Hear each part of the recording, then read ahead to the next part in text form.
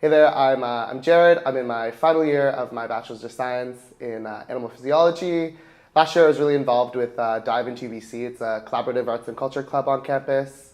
Hi, I'm Dita Sue Bilgin. I'm a third year in the film production program, and I'm also the co-president of the UBC Improv Club. So my name's Alan Aaron Holtz. I'm currently your AMS president. Been in the role for almost 6 months now. 6 months, which is hard to believe. My name is Lorla.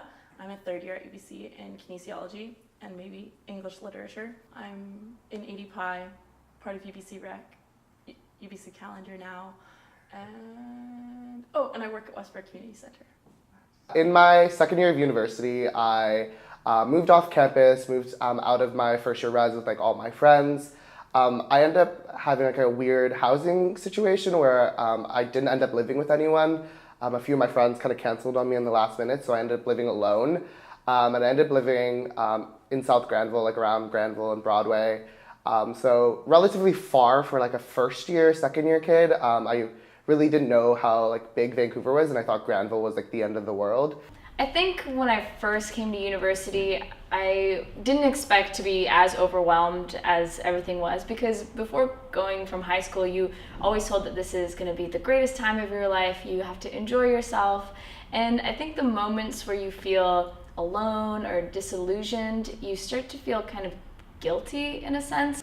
So going back to my second year, I was US Vice President Student Life at the time, and really my mentality was trying to do it all. A volunteer position or this or that would come up, whatever it was, and I would jump at it. It was, yes, of course I can do that. Of course I can take on one more role. Of course I can take on a few more hours. In grade 12, I was not a very happy person, and it took me getting to a breaking point to tell someone about it, and it was very I dealt with it. I thought I could fix it. I was pretty excited to live by myself. I was excited to live off campus, to kind of develop myself as a whole person. But I quickly realized that I, as an extreme extrovert, I need people around me always to keep me motivated. Living alone was the worst possible thing for me. And you also feel pressured to kind of hide the negativity that you're feeling, because college is such a great thing. It's a great aspect, but nobody tells you about the times that you're going to be really stressed, overcome with trying to be the most academically competitive person. And what I found is as I went through the school year and I started to get less and less sleep, I started to go to less and less class, I started to be starting homework assignments at 3 in the morning the day they were due, and that's not a very healthy way to live. It really isn't. And it really started to take a toll sometime in November when I clearly remember, clearly is maybe not the right word, but I remember going to the washroom in Simi and not being able to stand up straight. I was too dizzy from being so tired from not having slept good amounts each night for so many nights in a row. And kind of my plan to cope with it at that time was, I'll go to university and I'll be on my own away from my parents. I can use the university resources to get better. It's fine, I just have to make it there. And then it got to a point where I wasn't sure if I was going to make it there, and I had to ask for help. And I found myself in a kind of crappy situation. I felt trapped, I felt alone, I felt that I wasn't worthy of being at UBC. And all of that compiled was just that, and then I lived by myself. So I really didn't have that many people. My friends were around, but I was so isolated in my own little apartment that it felt very closed off from my UBC campus. After that, I tried to make some changes. I did drop a couple of different roles, and I think to anyone that I would say is that it's always okay to drop something. There's no harm and there's nothing wrong with saying, I have a lot going on right now and I can't, unfortunately, give 4 or 5 or 6 hours a week to your organization. I do need to take a step back for myself. And I think that's one of the hardest lessons to learn, especially as university students. We're all exceptional. We've all come to UBC because we have a vast background of experiences and we keep wanting to do more. And then luckily I found UBC Rec, and that kind of became my way of coping. I joined a team of me and 3 other assistant directors and my director.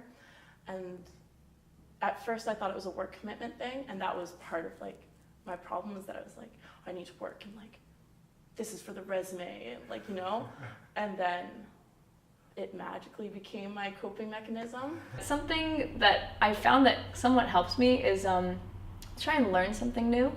It not only kind of takes me away from this idea that I have to focus on a singular aspect of myself, I have to be social all the time, I have to be checking Facebook, I have to keep up with everybody 24/7 is, so I try and learn something new. I actually met my neighbor, which is kind of weird because I feel like people don't really know their neighbors anymore. She asked me for some cinnamon, which was pretty funny. She was like, oh, can I pour her some cinnamon? I was like, oh, this is some like real neighbor shit.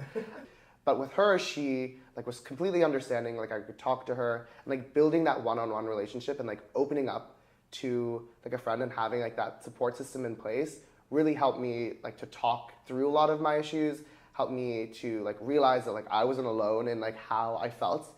You know, for everyone it's different. For me, something that I lost from high school coming into university was athletics. I'm a very athletic individual. I play soccer, I play ultimate, and I hadn't been doing that.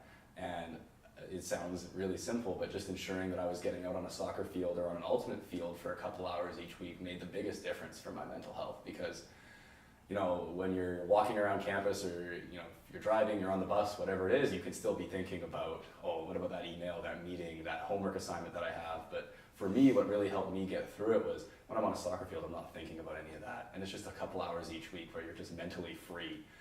I had to meet certain expectations of the work thing, but I was also in such like a loving community and working with people who cared about me so much. It became a group where I was being held accountable for so many things, like meeting the requirements of the program, but then all of a sudden my director was like, are you sleeping enough? I was like, my boss is asking me if I'm sleeping enough. I guess I should start sleeping enough.